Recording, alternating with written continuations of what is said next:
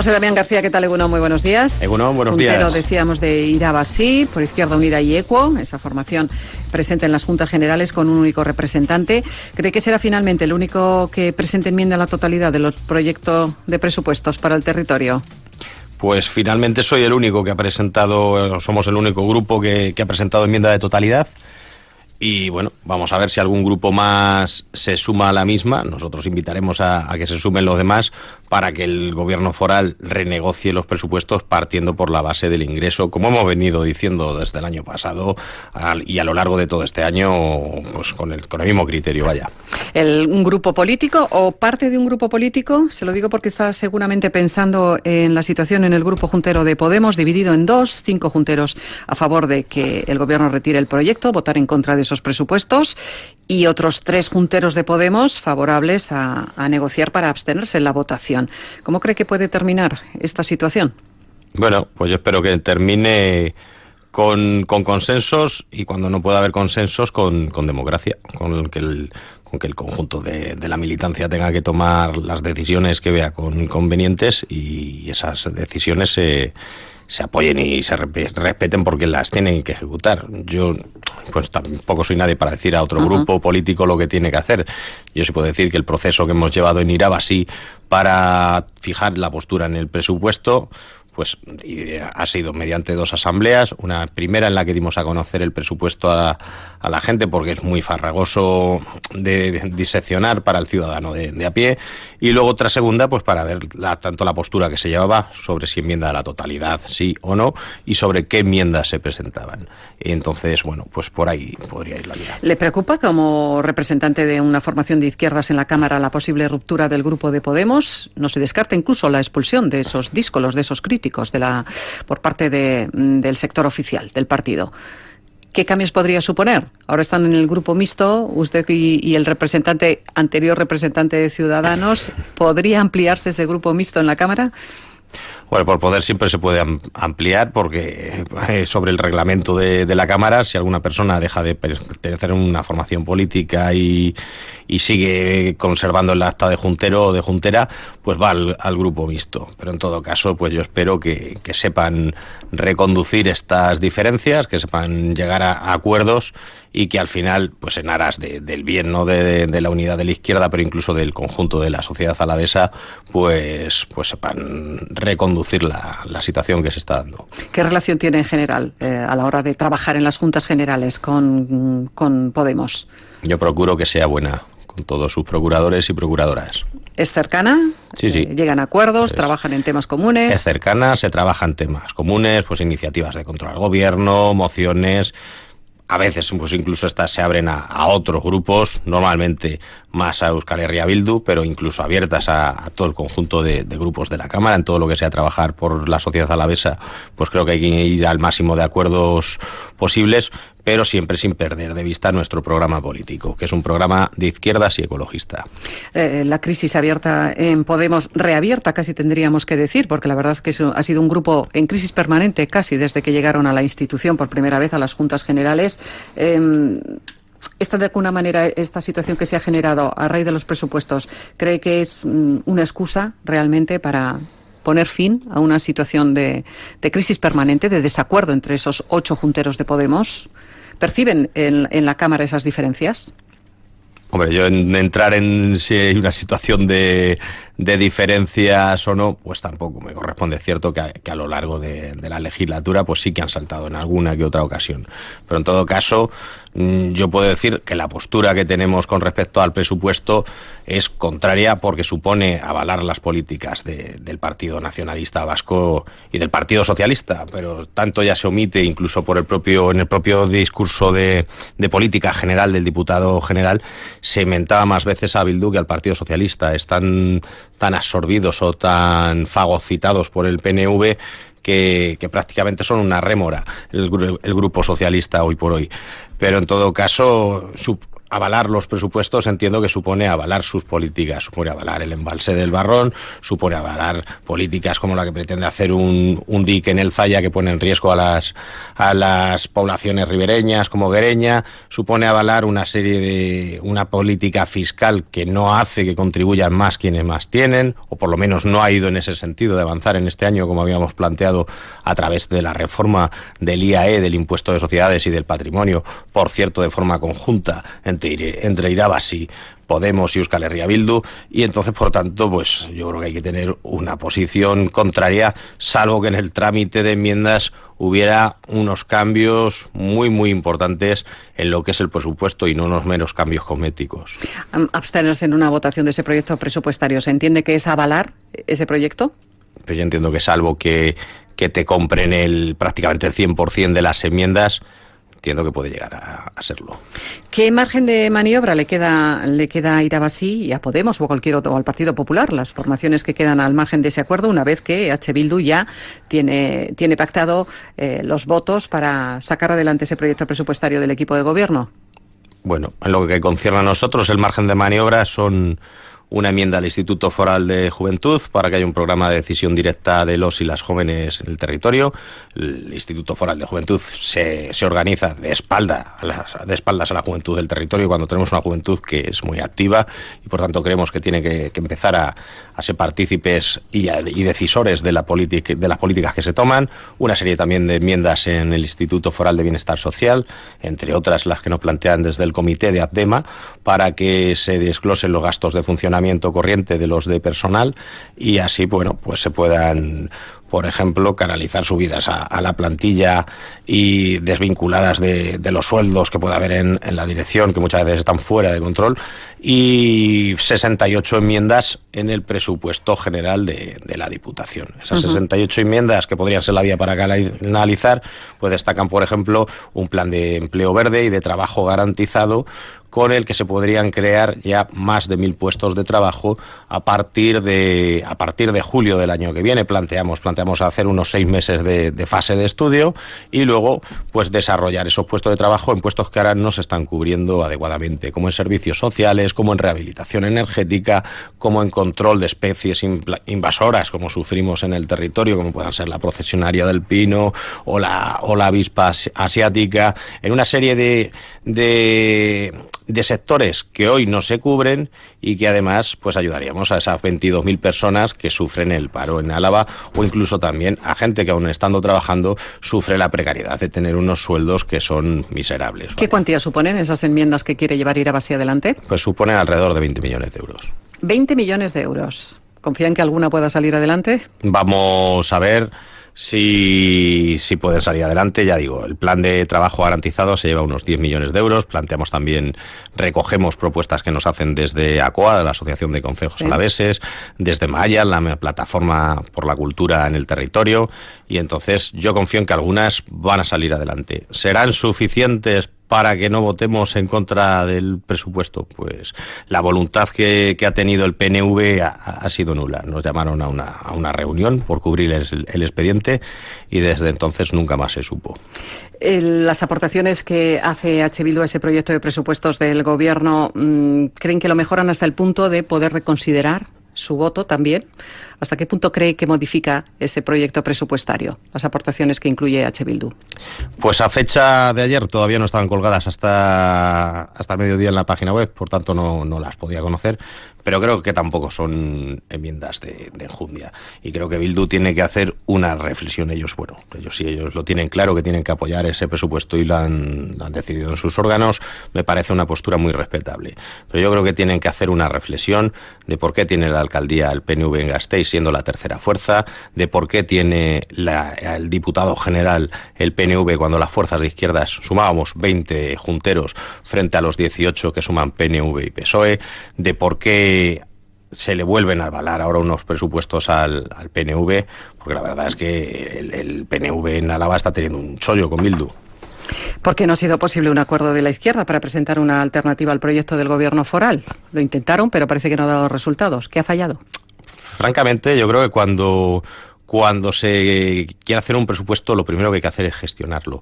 No tiene mucho sentido acordar un presupuesto y que luego lo gestionen otros, porque te puedes encontrar con que apruebas una serie de partidas. Por ejemplo, se está dando este caso en el ayuntamiento, y en el ayuntamiento de Vitoria-Gasteiz, me refiero, y sin embargo esas partidas luego no se ejecutan, no se llevan a cabo. Por tanto, no solamente hay que aprobar el presupuesto, sino que también, tener un presupuesto, sino que también hay que tener la capacidad de gestionarlo y desarrollarlo. Ni siquiera se conformarían con modificarlo para mejor, para introducir esas iniciativas. Hombre, yo ahora hemos presentado unas enmiendas, pero tendrían más fuerza, quiero decir, si hubiera sido una presentación conjunta de las tres formaciones de izquierdas en las Juntas Generales, EH Bildu, Podemos e Irabasí. Sí, pero francamente, tuvimos alguna reunión con Bildu y demás, que es ahí una relación cordial, la verdad sea dicha, pero sin embargo no ha habido, por lo menos en lo que concierne a Irabasí, una voluntad real del gobierno foral por negociar con nosotros. Sí, pero no me explica. ¿Qué discrepancias han podido encontrar en esa reunión de los grupos de izquierdas? Pues yo entiendo que hubiera sido tan fácil. Por ejemplo, hace 2 semanas se nos tumbó en las Juntas Generales, y ahí queda muy bien marcada la foto del establishment que hay en el territorio, se nos tumbó la modificación del impuesto de patrimonio sin presentar una sola enmienda. Con este impuesto, las grandes fortunas del territorio hubieran tributado 28 millones de euros más, de los cuales aproximadamente la cuarta parte, unos 9 millones de euros, se hubieran quedado aquí en Álava, por ley de aportaciones. La modificación la llevábamos Irabasí, Podemos y Bildu, y la votaron en contra PNV, PSOE, Partido Popular y el juntero tránsfuga de Ciudadanos. Yo creo que hubiera sido tan sencillo como decir, si esto no se aprueba, no hay acuerdo posible en el presupuesto. Si se hubiera ido con esa posición de fuerza, pues quizá hoy hablaríamos de que 28 millones de euros más de las grandes fortunas estarían colaborando pues a tener una mejor sanidad pública, a tener una mejor educación pública, a tener unos mejores servicios sociales en el territorio. Pero en ese acuerdo ahora pactado entre EH Bildu y el Gobierno foral, sí se incluye abrir el debate sobre la política fiscal, revisar impuestos como el IRPF, las deducciones en el impuesto de sociedades o también ese impuesto de patrimonio del que usted me habla. ¿Es contradictorio con lo que tenían previsto anteriormente? Pues bien, cuando estaba la norma, ahora dicen que más vale pájaro en mano que ciento volando. Antes era una norma foral, negro sobre blanco, en la que estaban muy concretas las medidas. Ahora, en todo caso, el PNV plantea esto, pero dice que lo que no va a tocar de ninguna manera es la armonización fiscal entre territorios. Bien, ellos tienen la llave, el PNV y el Partido Socialista, gobiernan en los otros 2 territorios históricos de Euskadi, gobiernan en Guipúzcoa y gobiernan en Vizcaya, y por tanto tienen la llave de que esa armonización fiscal se haga. Nosotros presentamos ya una plataforma unas normas forales en cuanto a fiscalidad que pueden ser tomadas como base. Si tuvieran voluntad real de que haya esos cambios fiscales y de que haya una armonización fiscal, la llave la tienen ellos. Quiere decir que tiene pocas esperanzas en que ese debate fiscal al que se compromete el equipo de gobierno con EH Bildu tenga algún resultado. Hombre, algún resultado tendrá. Pero, por ejemplo, pues veíamos en el IBI, donde íbamos a apoyar la posibilidad de que se pudiera hacer un recargo de hasta el 150%, siempre según lo dispusieran las ordenanzas municipales de cada ayuntamiento, pero hasta un 150% para las viviendas vacías. Íbamos a apoyar esa propuesta de Bildu y nos encontramos con que a última hora pactan con el PNV que solo sea un 50%. Bueno, pues podemos decir aquello de que algo es algo, pero en todo caso nos tememos que sea insuficiente. ¿Ve más opciones de intervenir en el proyecto de presupuestos para el Ayuntamiento de Vitoria? Bueno, pues en el caso del Ayuntamiento de Vitoria, lo que he visto es que no ha habido un cumplimiento por parte del equipo de gobierno, que no sé si no recuerda que está en una situación de clara minoría. Tiene 9 concejales de 27. Por tanto, bien, pues yo creo que este año va a estar más difícil la cosa. ¿Se han enfriado las buenas relaciones de Irabasí con el alcalde Gorka Urtaran? Hasta ahí, pues puedo decir que Irabasí hizo un acto de mucha generosidad para desalojar al Partido Popular de la alcaldía hace 1 año y medio, y que desde luego ese acto pues se debería de haber respondido pues con cuestiones, por ejemplo, como es que los grupos, que el resto de grupos municipales entren en la Junta de Gobierno local, donde se toman las decisiones del día a día de la ciudad, y ese, por ejemplo, pues podría ser un buen paso. ¿Se resiente también la buena sintonía entre los grupos de la izquierda en el ayuntamiento? Bueno, pues yo... Esa buena sintonía que manifestaron también para provocar ese cambio en el gobierno de la ciudad, y que, bueno, parece que ahora aparecen ciertas discrepancias también entre esos grupos. En todas las relaciones, a medida que pasa el tiempo, pues surgen fricciones. Yo confío en que en ayuntamientos sabrán resolverlas. Yo, por lo que nos concierne en juntas, trabajamos pues para que las relaciones sean buenas. ¿Qué reto se ha marcado para este año su actividad parlamentaria? Bueno, pues nos marcamos... Para el próximo año, quiero decir, pensando ya en ese proyecto presupuestario y en los retos que tiene por delante Irabasí. A nosotros nos gustaría que por fin se desarrolle un plan de trabajo garantizado y de empleo verde en la provincia, que por cierto lo aprobamos todos los grupos junteros en un par de ocasiones en juntas generales, pero luego a la hora de la verdad parece que nadie quiere que apoyarlo, salvo Podemos nos haya apoyado en alguna ocasión y demás, cuando lo hemos planteado en el trámite de los presupuestos del año pasado, pero luego a la hora de la realidad nadie se ha plasmado o ha venido a desarrollarlo. Por tanto, yo creo que ese debería de ser el gran objetivo. Estaremos siempre pues atendiendo a la ciudadanía de cerca, pero me gustaría que ese fuera un logro, porque entendemos que es necesario para el territorio y para las personas que están en paro. Va a ser su caballo de batalla, por tanto, para los próximos meses. Uh-huh. ¿Cómo está funcionando el grupo mixto en las juntas ahora que el juntero de Ciudadanos ha abandonado el partido? Miguel Ángel Carrera ya no pertenece a la formación. Pues la verdad que está funcionando igual, porque funcionamos como dos grupos totalmente independientes.